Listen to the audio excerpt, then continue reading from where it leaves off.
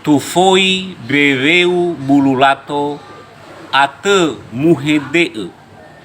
Artinya, sebelum berbicara, berpikirlah agar apa kata-kata yang keluar dari mulut Anda tidak membawa celaka pada dirimu, tidak membawa kekacauan bagi orang lain, tidak membawa kekacauan bagi yang mendengar, tetapi membawa sukacita, damai, bahagia, membawa ketentraman bagi yang mendengarnya.